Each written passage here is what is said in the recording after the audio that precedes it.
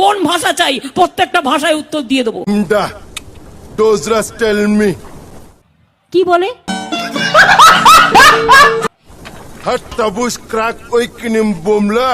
মহা মুশকিল ভাই।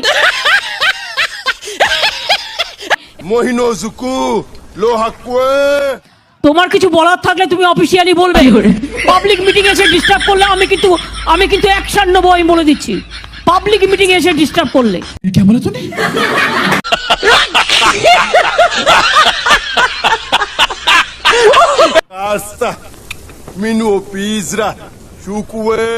বসুন, এসব আমি জানি।